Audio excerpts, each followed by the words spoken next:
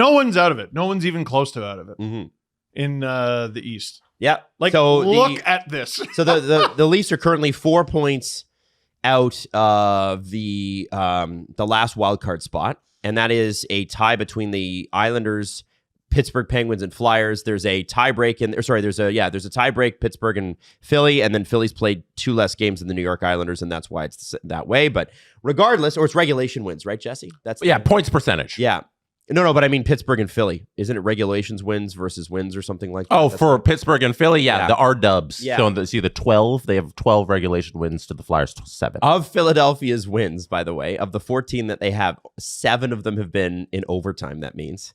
So they've gone to overtime 10 times in 25 games this year because they've lost 3 and they've only won 7 in regulation. Isn't that crazy? This league has an overtime problem. Yeah, a little bit. This year, I can bring up the stats. It's in my email somewhere from the NHL stats department. This year, as of, it was like last week, they sent it out. They've had more overtime games, more games that resulted in 3 points than ever in the history of hockey since they've had this. Wow. It is, if it seems like everything is tight and going to OT, it's true. It is factual information. Is there going to be a 100-point non-playoff team?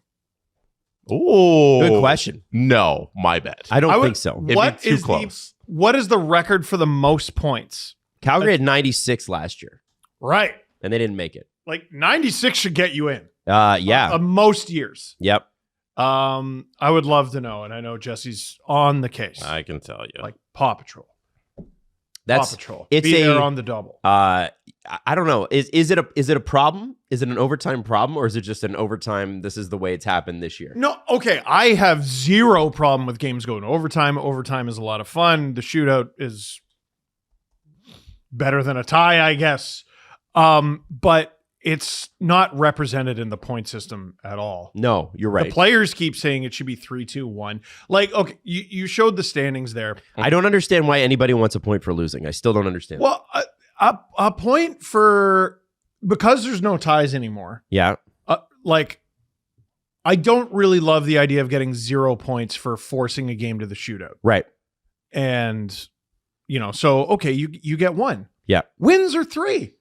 Like, I keep bringing up Vegas and the fact that they get all these overtime and shootout losses. They got a shootout win yesterday. But, like, looking at the East standings there, Boston has 15 wins. Right.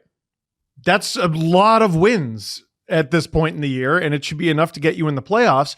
But they committed the cardinal sin of not losing a single game in overtime of the shootout, which is why that's the only reason. Right. Now you could flip that and be like, well, they're failing to force things to overtime of the shootout. But I think 3-2-1 sorts a lot of this out. 2 things there. One, based on my quick research there, I believe 96 points is the record. So Calgary tied the record. Boston, Montreal, and Florida, all in separate years, also missed the playoffs with 96 points. So a couple teams have done it before. Wow. Okay. So your 100-point thing isn't far off. That's literally 2 more wins, and like things work out in different ways, and 100 points could not make you the playoffs. It's weird. Like, I still remember, the Leafs with their first 100-point season in franchise history. Like, some team is going to have one of their best seasons ever, miss the playoffs. Yeah, because of all these 3-point games. And second thing, I assume you didn't see, or maybe you did see, Shayna Goldman wrote about the 3-2-1 system yesterday. No. Really? Yesterday? Yeah, in The Athletic. Wow. She did a whole article on the 3-2-1 system. It's what we learned about the NHL in November, the need for the 3-2-1 point system now. And I can show you the standings based on it, because she had the little graphic in her article. Everybody go read it in The Athletic. Subscribe to their great news organization. There's Boston. This is what the standings would look like as of yesterday morning with the 3-2-1 system. Right. I'm annoyed by that because the Leafs would still be in second last place. Yeah. I feel like Shayna needs to adjust her attitude. Yeah. Okay. Vegas, you were talking about the other day about how they've been feasting on some of the overtime wins. Yeah. They've actually moved up in the standings because of the 3-2-1. This is why you don't. Why is it not wins and losses? Like, why can't we be a real league? The NBA, it's wins and losses. The NFL, it's wins and losses. Baseball, it's wins and losses, and you can tie, by the way, in the NFL. But what? I don't understand. Why do you get a point for playing an extra 5 minutes? It doesn't make any sense. I don't like the idea of you get nothing for forcing a game to 3-on-3 overtime or the shootout. Why? If that makes sense. Well, I don't like it. Well, you have to explain yourself. damn. I don't think you expected a follow-up. No, I didn't. Supposed to say to that. No, okay. A 3-on-3 overtime victory or a shootout victory is not equal to a regulation victory. Yeah, but we know why it's 3-on-3 overtime. It's to make it more exciting, Right. and end the game quickly. Yes. So I think a good compromise to that is the 3-2-1. Oh, okay. What is not an adequate compromise is these are equal. See, here's what I'd tell you. In every other league, if it goes to overtime and one team loses, they don't get shit. Yeah, too And bad. it's crazy. Too bad, so sad. Man, cry about it. Mhm. And listen, not every the NBA doesn't go to 3-on-3, but the NBA also doesn't have scoring problems like the NHL has had so monstrously in the past, right? And so I look at this and I go, okay, nobody feels good about walking away from a game with a point that you didn't win.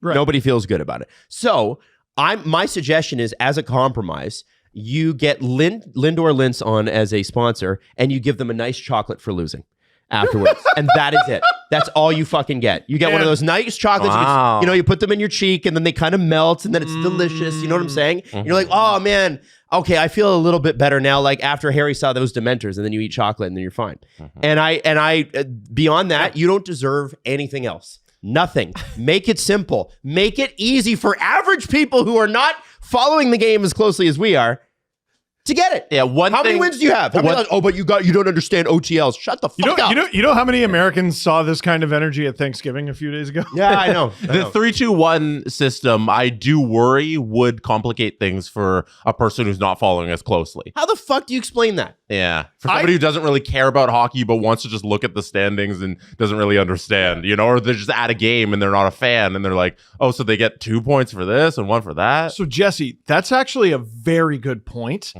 And I'd like to speak to anyone who has that concern and let them know that those people are already lost. They're already lost, and that's how lost the NHL is. They don't even know that. Like in my anecdotal market research, people don't. I wish I got asked more questions like, what do you think of this Nyes kid? Mm-hmm. Well, what do you think of this Cowan kid? Right? Stuff like that. I get asked more frequently than anything else, how does this work? Like basic rules questions. Yes. Because it's so complicated already. Yes. Yeah. The NHL, I don't think appreciates the kind of question a really casual fan. Someone asked me today, based on our conversation from last episode about Sidney Crosby and Alex Ovechkin all time, they're like, what is the difference between goals and points? It's that basic. Now, some of you, because you're listening to a hockey podcast, that means you're a hardcore hockey fan, are going to say, screw those people, leave them behind. And I am here to tell you, you need those people. They have money also. And it's something that the NHL lacks.